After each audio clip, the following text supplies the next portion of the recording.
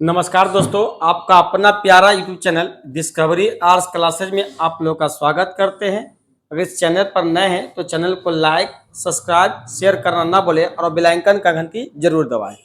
देखिए, आज हम बताने जा रहे हैं क्लास 12 का इतिहास। और इतिहास में क्या बताएंगे तो इतिहास का सेकेंड अध्याय यानी राजा, किसान और नगर, इसकी महत्वपूर्ण क्या होगा, ऑब्जेक्टिव प्रश्न होगा। पिछले वीडियो में हमने 35 प्रश्न को बता चुके थे। आज 35 से आगे प्रश्न को हल करने वाले हैं। चलिए देर न करते शुरू करते हैं।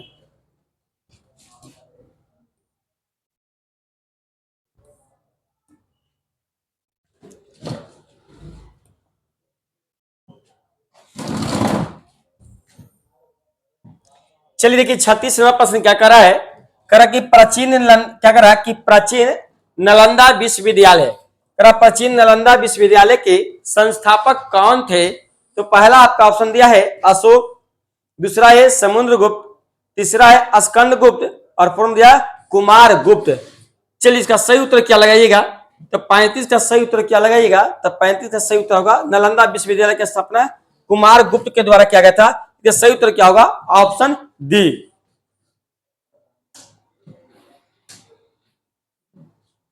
चलिए 36वां प्रश्न के क्या करा, अर्थशास्त्र में कितने प्रकार के विवाहों का उल्लेख है।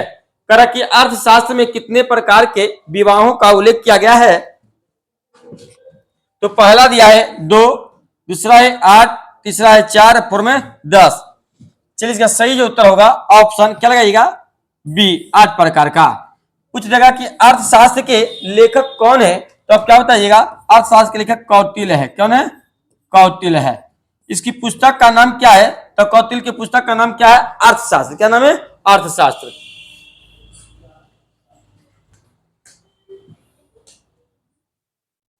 चलिए 37वां प्रश्न की करा, अर्थशास्त्र की रचना कब हुई थी। करा कि अर्थशास्त्र की रचना कब हुई थी, तो पहला दिया है 6वीं शताब्दी ईसा पूर्व में, दूसरा है 5वीं शताब्दी ईसा पूर्व में, तीसरा है 4वीं शताब्दी ईसा पूर्व और पूर्ण दिया 3री शताब्दी ईसा पूर्व में। चलिए इसका सही उत्तर क्या लगाइएगा, इसका सही उत्तर होगा ऑप्शन सी, 4वीं शताब्दी ईसा पूर्व में।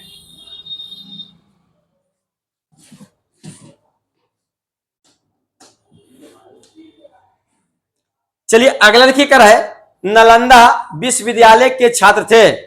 नालंदा विश्वविद्यालय के छात्र कौन थे, तो पहला ऑप्शन दिया है फायान, दूसरा है कुमारगुप्त, तीसरा हेनसेन और पूर्ण दिया हर्ष। चलिए इसका सही उत्तर क्या लगाइएगा, इसका सही जो उत्तर होगा ऑप्शन सी लगाइए, हेनसोंग। अच्छा, हेनसोंग किस देश का निवासी था, तो चीन का निवासी था। किस देश का निवासी था, चीन का निवासी था। चलिए 39 देखिए, करा कि किस गुप्त शासक को उसके सिक्का पर बीना बजाते हुए दिखाया गया है। अब करा किस गुप्त शासक को उसके सिक्का पर बीना बजाते हुए दिखाया गया है, तो पहला है कुमारगुप्त, क्या पहला दिया चंद्रगुप्त प्रथम, दूसरा है क्या है चंद्रगुप्त द्वितीय, तीसरा है स्कंदगुप्त और में समुद्रगुप्त। चलिए इसका सही उत्तर क्या लगाइएगा, थोड़ा दिमाग लगाइए। चलिए इसका सही उत्तर जो होगा तो समुद्रगुप्त, ऑप्शन क्या लगाइएगा, ऑप्शन डी लगाइए, समुद्रगुप्त को पर दिखाया गया, क्या दिखाया गया, तो बिना बजाते हुए सिक्का जारी किया गया है।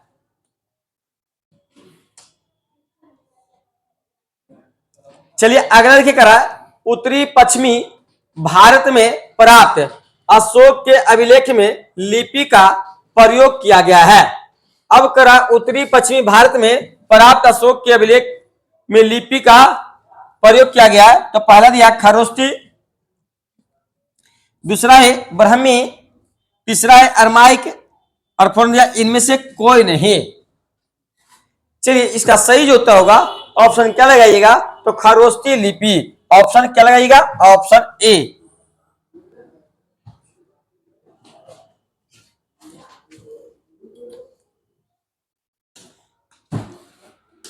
चलिए 41वां प्रश्न के करा, जीवक ने वैद्य की शिक्षा कहां से प्राप्त की। करेक्ट, जीवक वैद्य ने शिक्षा कहां से प्राप्त की थी, तो पहला दिया तक्षशिला, दूसरा है राजगिरी, तीसरा है वैशाली और फोर्म दिया है पाटलिपुत्र। चलिए इसका सही उत्तर क्या लगाइएगा, तो इसका सही जो उत्तर होगा ऑप्शन क्या मारिएगा, तो ऑप्शन बी राजगिरी, सॉरी इसका सही उत्तर जो होगा ऑप्शन ए तक्षशिला विश्वविद्यालय से प्राप्त किया था। चलिए अगले देखिए करा कि जीवक वैद्य कहां का रहने वाला था। करा कि जीवक वैद्य कहां का रहने वाला था, तो पहला दिया है तक्षशिला, दूसरा है वाराणसी, तीसरा पाटलिपुत्र और फोर्थ में राजगिरी। चलिए तो जीवक जो वैद्य था कहां के रहने वाला था, तो जीवक वैद्य बिहार की राजगीर के रहने वाला था। इन ऑप्शन क्या लगाइएगा, तो ऑप्शन डी लगाइएगा।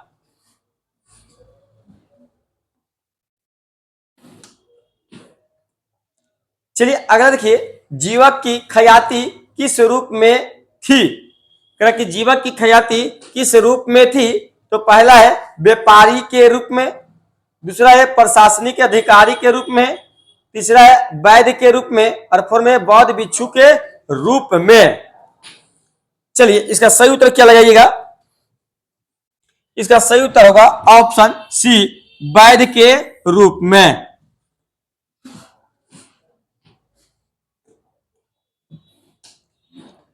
चलिए अगला देखिए करा कि सेल्यूकस ने अपनी पुत्री का विवाह किया था।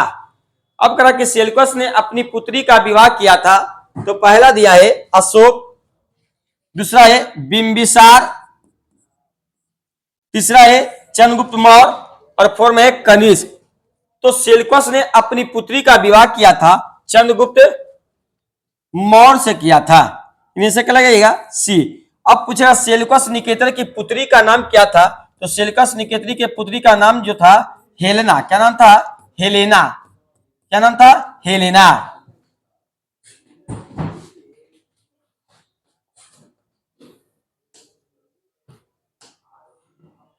चलिए अगला देखिए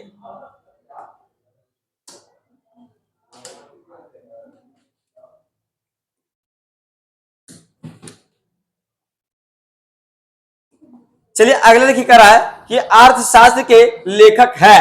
अब करा कि अर्थशास्त्र के लेखक कौन है, तो पहला ऑप्शन दिया है वाल्मीकि, दूसरा है वेद व्यास, तीसरा है मेघासनी और फोर्थ दिया है कौटिल्य। चलिए अर्थशास्त्र के लेखक जो है कौन है, तो अर्थशास्त्र के लेखक कौटिल्य है। इन ऑप्शन क्या लगाइएगा, ऑप्शन डी लगाइएगा।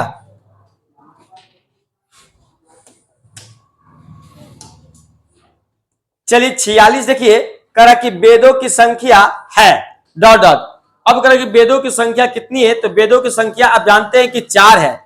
क्या है, वेदों की संख्या 4। अब कौन कौन वेद है, तो पहला लिखिए ऋग्वेद। कौन पहला है, ऋग्वेद। दूसरा कौन वेद है, तो सामवेद। तीसरा क्या है, यजुर्वेद। अब फोर्थ में क्या है, अथर्ववेद।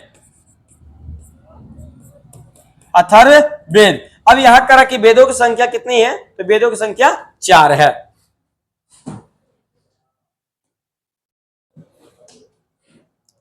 चलिए अगला देखिए करा कि कनिष्क का राज्यारोहण कब हुआ था। अब करा कि कनिष्क का राज्यारोहण कब हुआ था, तो पहला देखिए 44 ईस्वी में, दूसरा दिया 78 ईस्वी, तीसरा 98 ईस्वी और फोर्थ में 88 ईस्वी। चलिए कनिष्क का राज्यारोहण जो हुआ था, तो कनिष्क का राज्यारोहण कितना में हुआ था, 78 ईस्वी में। इन ऑप्शन क्या लगाइएगा, तो ऑप्शन को बी लगाइए।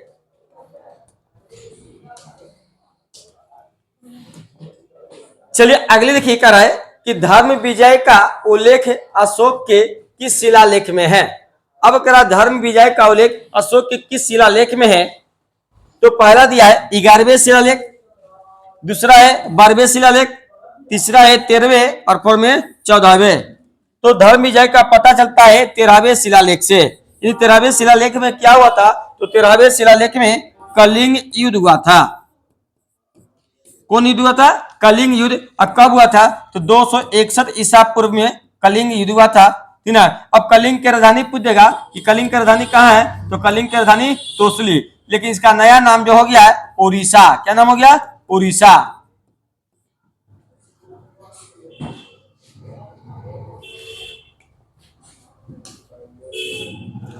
चलिए अगले देखिए, कर है कि भारत का नेपोलियन किस शासक को कहा जाता है। अब कर कि भारत का नेपोलियन किस शासक को कहा जाता है। तो पहला दिया है अशोक, दूसरा है समुद्रगुप्त, तीसरा है चंद्रगुप्त और फोर्थ दिया है अकबर। तो भारत का नेपोलियन जो कहा जाता है, किसे कहा जाता है भारत का नेपोलियन। तो भारत का नेपोलियन किसे, समुद्रगुप्त को कहा जाता है। आंसर क्या लगाइएगा, ऑप्शन बी लगाइएगा।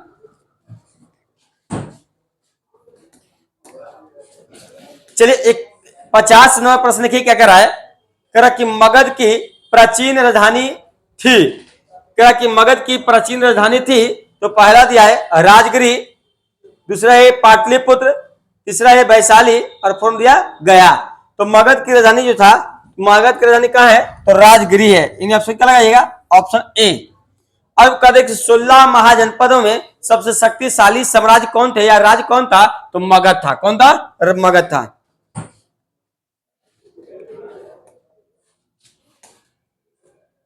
चलिए अगला देखिए करा है मगध का प्राचीनतम राजवंश कौन था। अब करा मगध का प्राचीनतम राजवंश कौन था। करा मगध का प्राचीनतम राजवंश कौन था। तो पहला ऑप्शन में दिया है नंद वंश, दूसरा मौर्य वंश, तीसरा हर्यक और फोर्थ में शिशुनाग वंश। तो मगध का प्राचीनतम राजवंश जो था हर्यक वंश था। ये ऑप्शन क्या मानेगा, ऑप्शन सी लगाइएगा।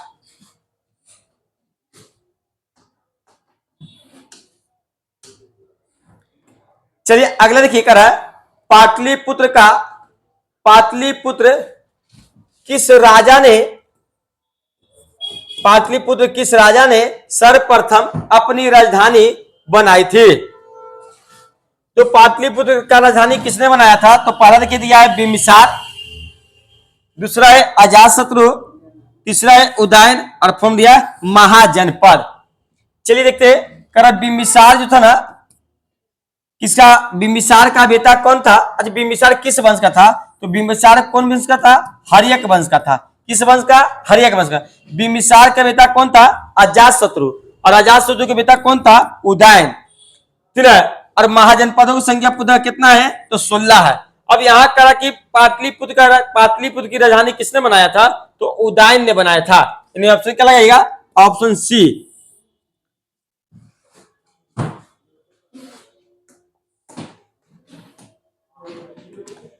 चलिए अगला देखिए करा कि पाटलिपुत्र नगर की स्थापना उदयन ने किस नदी के संगम पर की थी। अब करा कि पाटलिपुत्र नगर की स्थापना उदयन ने किस संगम पर की। पहला दिया है गंगा, दूसरा है सोन, तीसरा है पुनपुन और फोर्थ में इनमें से सभी।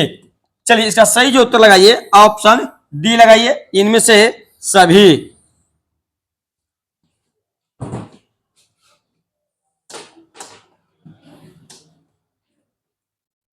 चलिए अगला देखिए कर है प्राचीन भारत में ओदंतपुरी विश्वविद्यालय है। पहला दिया है मगध में, दूसरा है पंचाल, तीसरा है गंधार और फोर्थ दिया अंग। चलिए मगध की राजधानी कहाँ है। तो मगध का राजधानी जो है राजगिरी है। कहाँ है, राजगिरी है। पंचाल का राजधानी कहाँ है। तो पंचाल का राजधानी अही छत्र है। क्या है, अही छत्र। गंधार का कहाँ है। तो गंधार का राजधानी जो है तक्षशिला है। अंग का राजधानी कहाँ है, अंग का राजधानी चंपा है। चलिए तो यहां पूछ रहा है कि प्राचीन भारत में ओदंतपुरी विश्वविद्यालय, तो ओदंतपुरी विश्वविद्यालय जो है बिहार शरीफ में है। लेकिन यानी बिहार शरीफ किसमें पड़ता है, तो मगध में पड़ता है। ये ऑप्शन क्या लगाइएगा, तो ऑप्शन ए लगाइएगा।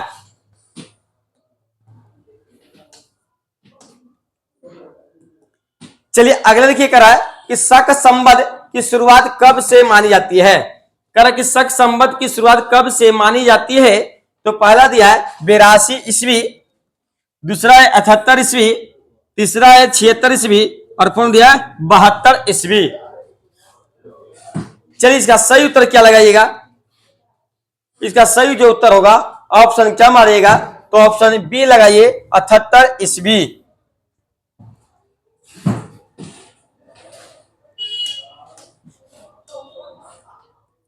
चलिए अगले प्रश्न आइए, कर है विश्व में पाई जाने वाली पहली धातु कौन है? अब करा कि विश्व में पाई जाने वाली पहली धातु कौन है? तो पहला दिया है लोहा, दूसरा है तांबा, तीसरा तीन और फोर्म दिया चांदी। इसका सही जो उत्तर लगाइएगा ऑप्शन बी लगाइए, तांबा। अगर इस चैनल पर नए हैं तो चैनल को लाइक सब्सक्राइब करना ना भूले और अपने दोस्तों को ज्यादा से ज्यादा बताने का प्रयास करें। चलिए अगले देखिए, करा रथ मुसल नामक आक्रमक यंत्र का प्रयोग किस जनपद में सबसे पहले किया गया था? अब करा किस जनपद में सबसे पहले किया गया था? तो पहला दिया है काशी, दूसरा है मगध, तीसरा है वैशाली और फोर्म है कौशल। चलिए काशी की राजधानी कहाँ है? तो काशी का राजधानी जो है वाराणसी है। कहाँ है? वाराणसी है। मगध का कहाँ है? तो मगध का राजधानी राजगिरी है। कहाँ है? राजगिरी। वैशाली वज्जी, वैशाली का राजधानी कहाँ है? वज्जी है। और कौशल का राजधानी कहाँ है? तो कौशल का राजधानी श्रावस्ती है। कहाँ है? श्रावस्ती। अब करा रथ मुसल जो है नामक है हथियार का प्रयोग जो किया गया था वो कहां से, यंत्र का प्रयोग किस जनपद में किया गया था? अब जनपद के नाम पूछ रहा है तो किस जनपद में किया गया था इसका नाम को देखना है। चलिए सही बताइए आंसर। चलिए जो जनपद था वो मगध जनपद था, ठीक ना। मगध के राजा कौन था? तो उस समय कौन था? बिंबिसार। बिंबिसार के बेटा अजातशत्रु ने रथ मुसल नामक हथियार का प्रयोग किया था।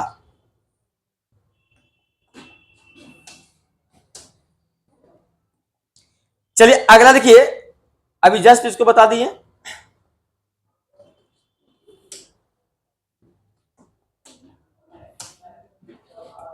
चलिए अगला देखिए, करा भारत की सबसे प्राचीन लिपि थी। अब करा कि भारत के सबसे प्राचीन लिपि थी, तो भारत के सबसे प्राचीन लिपि कौन है? तो पहला दिया अरमाइक, दूसरा है ब्राह्मी, तीसरा है प्राकृत और फोर्म दिया पाली। तो भारत की सबसे प्राचीन लिपि जो है कौन लिपि है? तो भारत का सबसे प्राचीन लिपि जो है ब्राह्मी लिपि है। ऑप्शन क्या लगाइएगा? ऑप्शन बी लगाइएगा।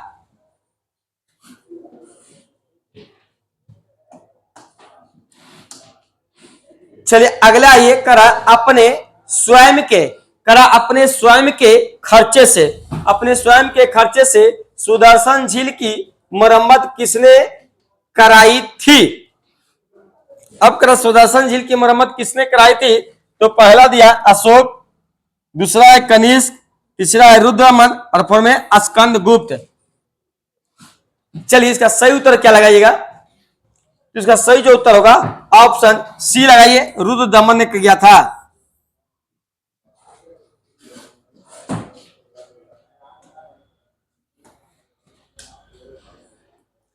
चलिए अगर देखिए अशोक किस वंश का शासक था? अब करा कि अशोक किस वंश का शासक था? तो पहला दिया है नंद वंश, दूसरा है मौर्य, तीसरा है पाल और पूर्व में इनमें से कोई नहीं। तो अशोक जो था ना किस वंश का शासक था? तो मौर्य वंश का शासक था। ये ऑप्शन क्या लगाइएगा? तो ऑप्शन बी।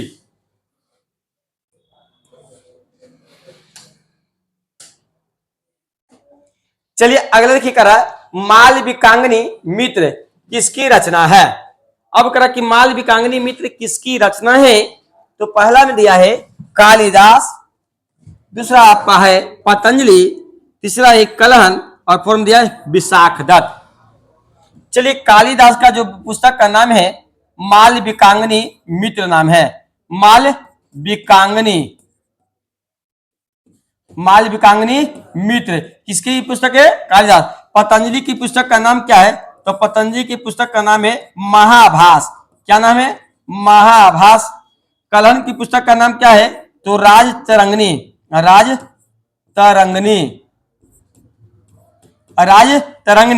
और विशाखदत्त पुस्तक का नाम क्या है? तो मुद्रा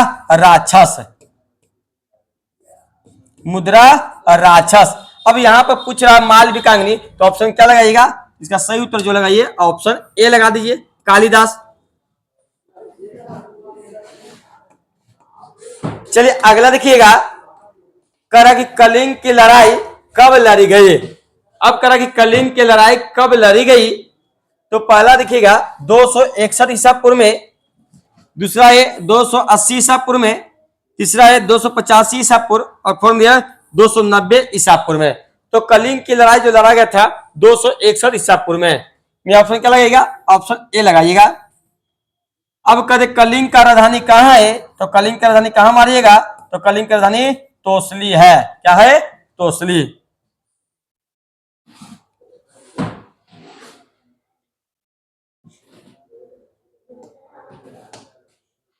चलिए अगला देखिए कर रहा है मुद्रा राक्षस किसकी रचना है। अब कर रहा है मुद्रा राक्षस किसकी रचना है। तो दिया है कौटिल्य दिया है, दूसरा है विशाखदत्त, तीसरा है मेगास्त्री और फोर्थ में इनमें से कोई नहीं। चलिए इसका सही जो उत्तर लगाइएगा तो मुद्रा राक्षस जो किसकी रचना है तो विशाखदत्त का। ऑप्शन क्या लगाइएगा? ऑप्शन बी लगाइएगा। चलिए अगर चैनल पर नए हैं तो चैनल को लाइक सब्सक्राइब शेयर करना ना भूलें और अपने दोस्तों को भी बताएं, क्योंकि इस चैनल पर बहुत सारी चीज ऑब्जेक्टिव को प्रश्न को हल किया जा रहा है।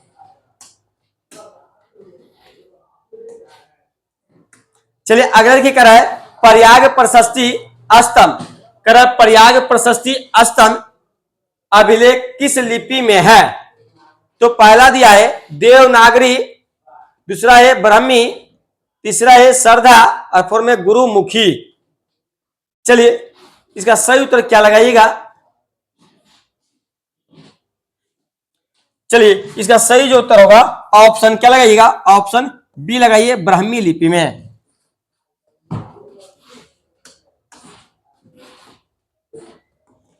चलिए अगला देखिए करा इलाहाबाद प्रशस्ति का लेखक कौन है। करा इलाहाबाद प्रशस्ति के लेखक कौन है। तो पहला दिया है कालिदास, दूसरा है शूद्रक, तीसरा है हरिसेन और फोर्थ में दिया रवि कृत। तो इलाहाबाद प्रयाग प्रशस्ति के लेखक जो है हरिसेन है। ऑप्शन क्या लगाइएगा? ऑप्शन बी लगाइए, सॉरी ऑप्शन सी लगा दीजिए, हरिसेन।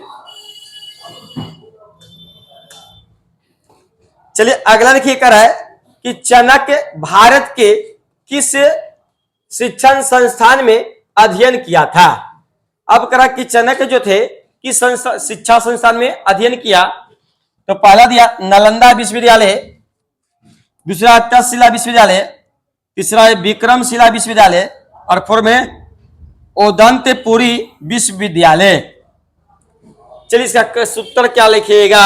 इसका सही उत्तर क्या मारिएगा? तक्षशिला विश्वविद्यालय कहाँ है? तो पाकिस्तान में है। कहाँ है? पाकिस्तान में है। वर्तमान समय कहाँ पड़ता है? तो पाकिस्तान में।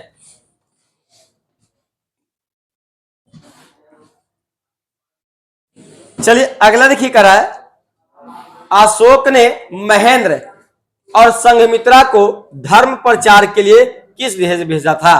कर अशोक ने महेंद्र और संघमित्रा को धर्म प्रचार के लिए किस देश में भेजा था। तो जान लीजिए अशोक के पुत्र का नाम क्या है। तो अशोक के पुत्र का नाम क्या है? महेंद्र, जो ऊपर में दिया हुआ। और आज का अशोक के पुत्री का नाम क्या है? तो पुत्री का नाम क्या है? संघमित्रा। अब दोनों को क्या किया? प्रचार के लिए। प्रचार के किसको प्रचार के लिए? तो बौद्ध धर्म की प्रचार के लिए। बौद्ध धर्म की प्रचार के लिए कहां भेजा था? इसका सही उत्तर क्या लगाएगा? ऑप्शन बी, श्रीलंका भेजा था। इन ऑप्शन क्या लगाइएगा? डी, श्रीलंका। चलिए आज का लास्ट सेक्शन देखिए। आज का जो प्रश्न लास्ट है, करा जीवक वैद्य किस वंश के काल में थे। करा जीवक वैद्य किस वंश के काल में थे। तो पहला दिया है मौर्य, दूसरा है गुप्त, तीसरा है हर्यक और फोर्थ में है कुषाण। चलिए इसका सही उत्तर क्या लगाइएगा? इसका सही जो उत्तर होगा ऑप्शन सी, क्या है? हर्यक। चलिए आज के लिए इतना ही काफी है। कल एक नए वीडियो में फिर मिलते हैं। तब के लिए अगर चैनल पर नए हैं तो चैनल को लाइक सब्सक्राइब करना ना भूलें।